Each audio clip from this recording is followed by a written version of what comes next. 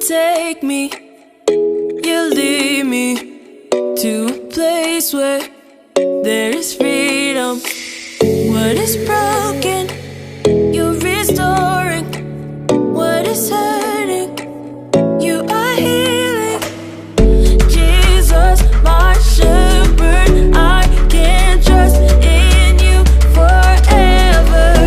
And when I walk through the valley of the shadow of death, you tell me it's just a shadow. I won't forget that your love is always with me. Your joy is my strength. It's getting brighter, brighter with every step. With every step. With every step. Into the light, out of the darkness. It's getting brighter with every step. You take me, you lead me to a place where there is freedom. What is broken, you're restoring. What is hurting, you are healing. Jesus, my shepherd, I can trust in you forever. And when I walk through the valley of the shadow of death, you tell me it's just a shadow. I won't forget that your love is always with me. Your joy is my strength. It's getting brighter, brighter with every step.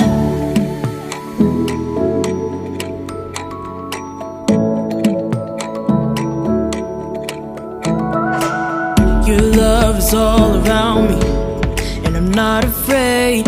Your word is guiding my feet. You light the way. Your love is all around me, and I'm not afraid. Your word is guiding my feet. You light the way. Your love is all around me, and I'm not afraid. Your word is guiding my feet. You light the way. Your love is all around me, and I'm not afraid. Your word is guiding my feet. Hey, hey. And when I walk through the valley of the shadow, you tell me it's just a shadow. I won't forget that your love is always with me. Your joy is my strength. It's getting brighter, brighter with every step. With every step. Hey, with every step. With every step. Into the light, out of the darkness. It's getting brighter with every step. Hey VKids, we are so glad you are here today. Today is going to be an incredible service because of two things. One, because you are here, and two, because we are kicking off on our brand new series, VKids Choice. In life, you will be facing many choices and decisions. Of all those choices, whether or not to follow Jesus and put him first is the biggest choice you will ever make. It is 100% your choice. No one can make it for you, and no one can make you do it.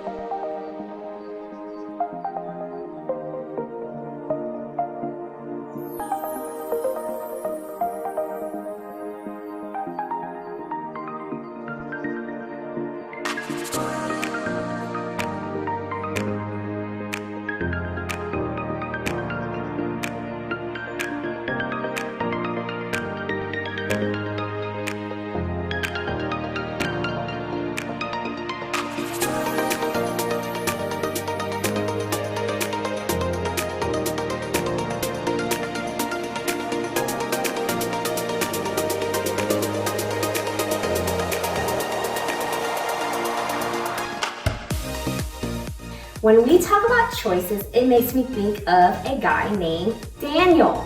Daniel was faced with a ton of choices in his life, and how he handled them all serves as a great example for us all. Through our series, we are learning all about Daniel and many of his friends. Daniel's story starts off in captivity. Daniel and his friends were selected from the captives in order to serve the royal palace. While there, they would be trained in the language and literature of Babylon.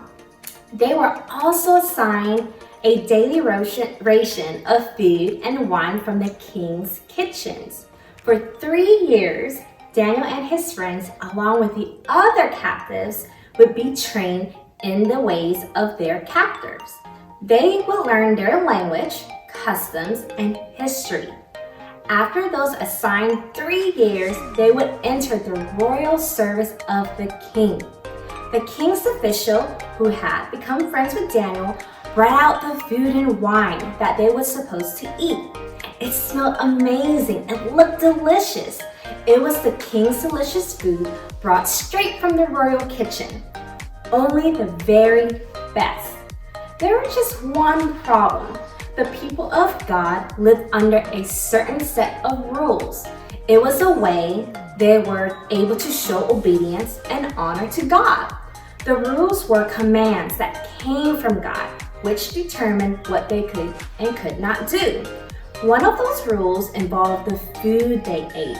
The food and wine given to them by the king would be against their beliefs and against the commands given to them by God. What would they do? What should they do? What would you do? Daniel and his friends had a choice to make. Would they obey their captors or would they obey God? What would happen to them if they refused the king's food? Would they be kicked out of the palace and sent as a slave somewhere else? Would they be thrown into prison? Would they be killed? This is a big choice. Daniel and his friends knew the truth about God and His Word. In fact, it's exactly what our memory verse is all about. Let's check it out together. In Proverbs chapter 3, verse 5 through 6 says, "Trust in the Lord with all your heart. Do not depend on your own understanding. Seek His will in all you do, and He will show you which path to take." So Daniel knew what he had to do. He spoke to the king's chief of staff and asked for permission to not to eat the unacceptable foods. But the official said, "No, I am afraid of my lord the king, who has ordered that you eat this food and wine. You will become pale and thin compared to the others. I am afraid the king will have me beheaded."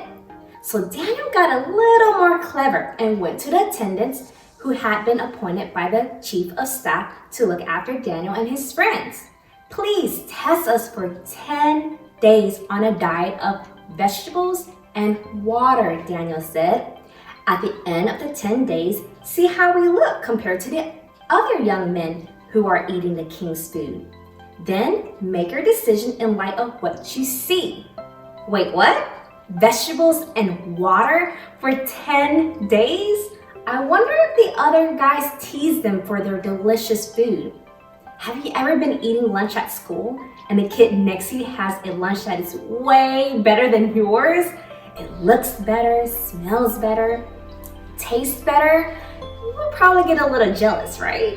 Probably. The attendant agreed to Daniel's idea and tested them for 10 days.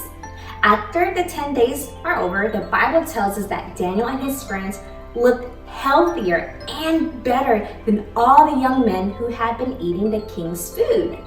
They had proven their point and had stood up for what they believed in and were rewarded for it because the attendant agreed that they could eat what they wanted. Daniel had to make a choice and it paid off. God blessed them and gave them wisdom to understand everything they were learning. Also, God gave Daniel the ability to interpret visions and dreams. After the 3 years of training had ended, all the young men were brought before King Nebuchadnezzar, and he was impressed the most with Daniel and his friends. They were 10 times more impressive than the others. Daniel had to make a choice and stand up for what he believed in, and God rewarded him for it.